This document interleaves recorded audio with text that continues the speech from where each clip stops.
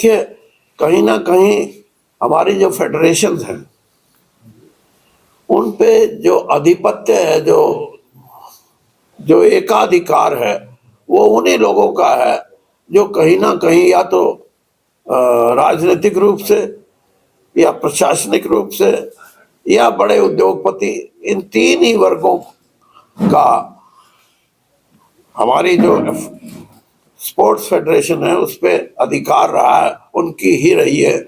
और मैं ये बात अब से नहीं, बहुत पहले से कह रहा हूं कि फेडरेशन के सिस्टम को स्ट्रीमलाइन करना चाहिए ताकि एक ही सिस्टम में घुसे हुए लोग सारी उम्र के लिए काबू ना कर सकें।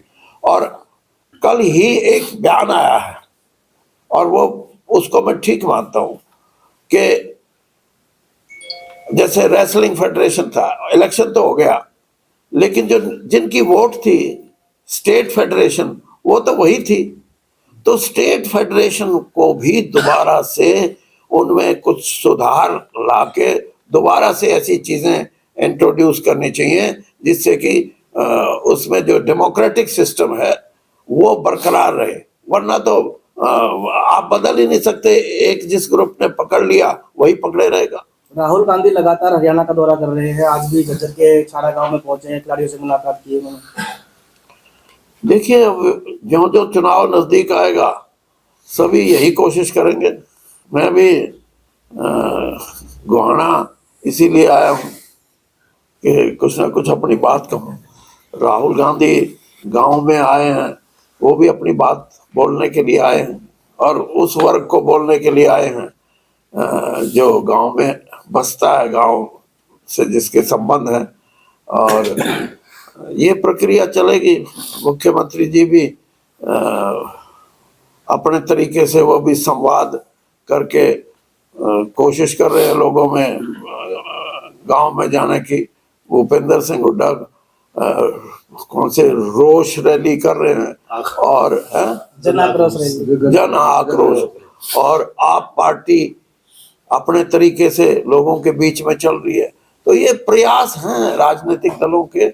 और जो जो चुनाव नजदीक आएगा, मुझे एक बात और जो जो आप शायद ना पूछो लेकिन मैं बताना चाहता हूँ, मुझे लगता है कि हरियाणा का असेंबली का और लोकसभा का चुनाव, मेरा आंकलन ये है, इकट्ठा होगा। तो आपने एक बात कही थी सर कि गठबंधन टूट जाएगा, बार-बार एक बात कहते हैं आप। जेजेपी बीजेपी गठबंधन को लेकर जो है प्रयास लगाएगा तो पुरानी वाली बात वैसे। बाकी अगर फिर भी पूछना है सर, आप कह रहे थे देश में अर्थव्यवस्था सुधार में है, लेकिन पहले इनकी स्वाद वाली बात है या पहले आप बोलो। गठबंधन को लेके आप जवाब दे रहे थे सर। हाँ, जेजेपी बीजेपी गठबंधन टूटेगा, देख लेना आप। मेरा तो स्टैंड साफ है। मैं तो I don't want to repeat it, लेकिन मैं ये बता रहा हूँ ये गठबंधन टूटेगा और हो सकता है कि जल्द ही ऐसी बात आपके हमारे सामने आ जाए। लगातार जिस तरह से विजेंद्र सिंह की भी चुनाव लड़ने की बात सामने आ रही है, वहाँ कुलदीप बिश्नोई भी दावा ठोक रहे हैं, तो क्या रहेगा उचाना सीट को लेकर भी और लोकसभा को लेकर? जब गठबंधन ही नहीं होगा तो फिर रहेगा क्या? वही रहेगा जो होगा। कुलदीप बिश्नोई भी दावेदारी कर रहे हैं ना वहाँ से। कौन है कुलदीप बिश्नोई? कुलदीप दावेदारी तो कोई भी करता है चुनाव में। किसान विजेंद्र सिंह की क्या रहेगी? दावेदारी से आप ये अंदाजा मत लगाओ कि कुलदीप बिश्नोई कर रहा है। कोई भी कर सकता है। कुलदीप बिश्नोई क्यों, कैप्टन अभिमन्यु भी कर रहा है, बराड़ा भी कर रहा है, वो गंगवा भी कर रहा है, और नाम लूं दो चार। तो आपका स्टैंड क्लियर है, तो विजेंद्र सिंह वाले से चुनाव लड़ेगा? ये विजेंद्र सिंह से पूछो तो ज्यादा अच्छा है। बाकी ये है कि वो वहां से चुनाव जीता हुआ है और अच्छी वोटों से जीता है और 21 साल की प्रशासनिक सेवाओं से राजनीति में प्रवेश किया है। तो कौन सी ऐसी बात आएगी जिसके बारे में ये सोचा जाए कि विजेंद्र सिंह लड़ेगा? नहीं लड़ेगा, बिल्कुल लड़ेगा। और मेरी तो परसों भी बात हुई थी उससे। एक सर ये है उन्होंने यही कहा कि मेरी प्राथमिकता राजनीति में लोकसभा का चुनाव लड़ने की है। उनकी अपनी सोच है, खैर उसमें हम तो दखल नहीं देते। लेकिन मैं उसके मन की बात बता रहा हूँ आपको। हाँ। जी, अभी अजय चौटाला ने ये कहा सर कि चौधरी वीरेंद्र सिंह कभी इनेलो के मंच पर चले जाते हैं, कभी बीजेपी के प्राइमरी मेंबर बोलते हैं, कि वो अपना स्टैंड तो क्लियर करें पहले। ये स्टैंड क्लियर है कि वीरेंद्र सिंह को सब बुलाते हैं, जाएंगे, अकाली दल बुलाएगा वहां भी जाऊंगा, और भी कोई पार्टी, सैनी वाली पार्टी बुलाएगी वहां तो मैं मिलता ही रहता हूँ। मेरे दोस्त हैं, एक नहीं 2-3 दोस्त हैं, और सुशील गुप्ता तो मेरे खास मित्र हैं। भूपेंद्र सिंह हुड्डा से भी 15 दिन में, महीने में भेंट होती रहती है। और बताओ, रैली के बाद तो प्रयास लगाए जाते हैं, सर आपने कहा कि भाई कांग्रेस में जाना है, कहीं और जाना है, या पार्टी छोड़ सकते हैं, हाँ। कई प्रयास लगाए गए। अब आप बताओ। हाँ, तो क्या आपका करूं? क्या stand रहेगा? आप बताओ मैं क्या करूं? आप क्या धमाका आपने खुद देखो, कहा। मेरा स्टैंड क्लियर है कि अगर भारतीय जनता पार्टी अलायंस रखेगी तो मैं भारतीय जनता पार्टी में नहीं। तो अभी तो आपने ये भी कहा कि गठबंधन टूटेगा, 100% टूटेगा। मैं कह रहा हूं, फिर मैं इनकार थोड़ा कर रहा हूं। तो फिर जाने की बात नहीं नहीं नहीं, आप ये तब पूछना जब टूट जाए। आज मेरा स्टैंड साफ है कि भारतीय जनता पार्टी को कोई जरूरत नहीं है जेजेपी से अलायंस रखने की, और जेजेपी को 5 साल के लिए अर्नड लीव पे चला जाना चाहिए। उनके वोट ही नहीं आवे हरियाणा में। तो दुष्यंत के विधायक भी बीजेपी के वोट मांग रहे हैं, दादा राम कुमार गौतम बीजेपी के वोट मांग रहे हैं। दादा राम कुमार तो फ्री लॉन्चर है, वो तो उसका तो मेरा क्लास फेलो है वो। उसका वोट मांगने से कोई लोग नाराज नहीं होते उनसे, वो कहते हैं दादा मांग सकते हैं।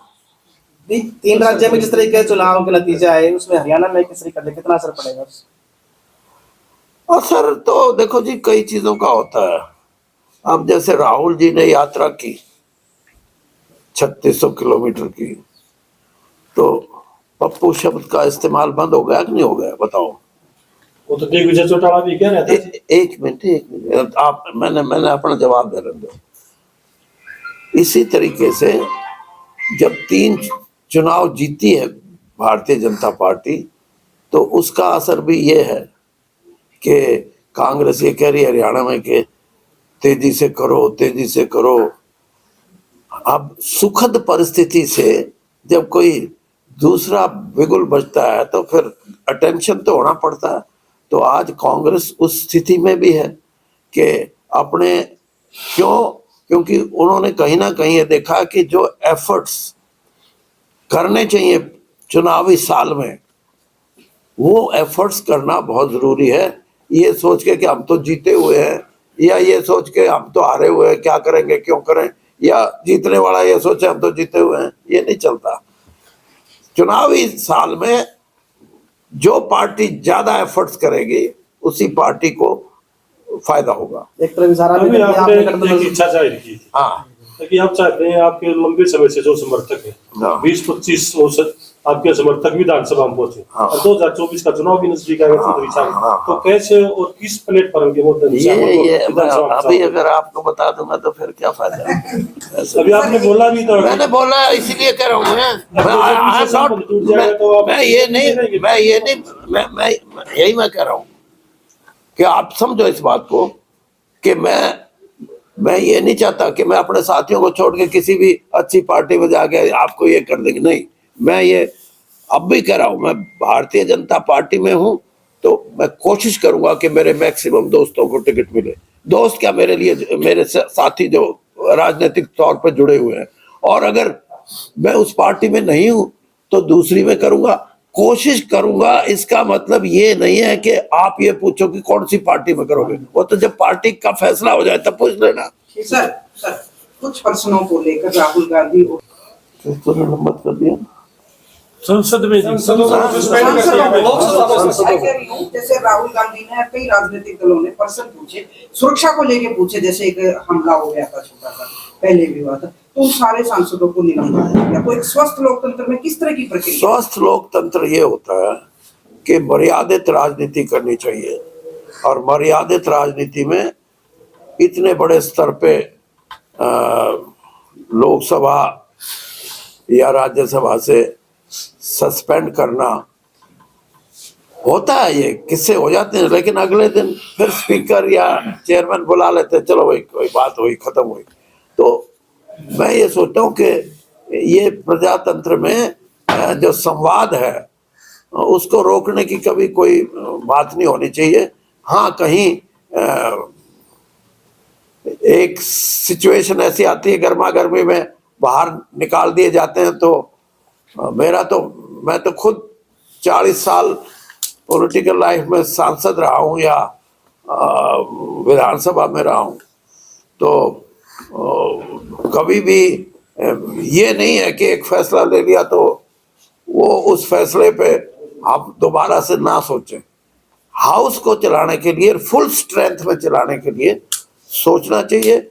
चेयरमैन और स्पीकर बहुत बड़ी जिम्मेदारी होती है उनकी, प्रजातंत्र को स्वच्छ और स्वस्थ रखने के लिए। और आर्गुमेंट, काउंटर आर्गुमेंट, ये तो हिस्सा है लोकसभा का, राज्यसभा का और प्रजातंत्र का। सर आप इकोनॉमिक, तो इसको लेके क्या कहेंगे? उसमें कर्जा है तो क्या हुआ? देखो, चाहे किसी स्टेट पे कर्जा है और चाहे देश पे कर्जा है, यानी excessive use of money for infrastructure, that is must for a country.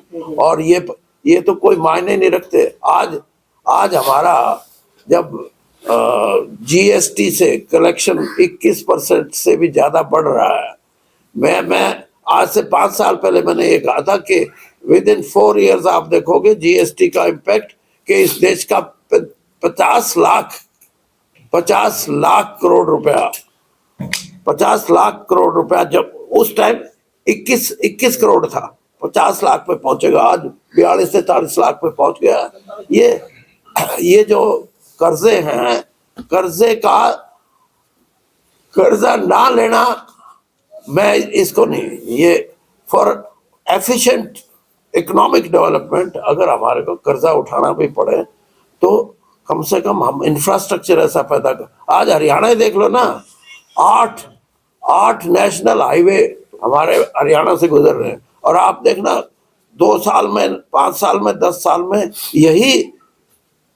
ये जो कॉरिडोर जो बने हैं हमारे, ये हमारी इकोनॉमी को एकदम बूस्ट देंगे। जैसे अब गोहाना की बात है, गोहाना में इंडस्ट्री अपने आप आएगी क्योंकि सोनीपत तक तो आ गई, लेकिन अब कनेक्टिविटी बढ़ने से यहाँ भी इकोनॉमिक एक्टिविटीज बढ़ेंगी और इंडस्ट्रियल ग्रोथ यहाँ आएगी, यहाँ दूसरी चीजें भी आएंगी। तो मुझे नहीं लगता कि ये कोई डेफिसिट इकोनॉमी, कहीं ना कहीं लोगों को अर्थशास्त्री ये कहते हैं कि ये तो बहुत गलत है, लेकिन मैं ये कहता हूँ डेफिसिट इकोनॉमी अगर होती है और वो भी इंफ्रास्ट्रक्चर पे हम ज्यादा, इसको कैपिटल एक्सपेंडिचर बोलते हैं, अगर खर्च होता है तो that is good for the speeded economy, ताकि आपकी ज्यादा जल्दी से तरक्की हो। ठीक है सर, भूपेंद्र सिंह हुड्डा का एक बयान आया, उन्होंने कहा है कि मेरा लास्ट चुनाव जिंदगी में, कहा उन्होंने, भूपेंद्र सिंह जी ने, हुड्डा ने कहा है कि मेरा लास्ट चुनाव है। हाँ, उस बयान को मैंने तो भूपेंद्र सिंह जी को ये कहा था, भाई देखो मैं भी नहीं लड़ रहा, तुम भी ना लड़ रही है, छोरा लड़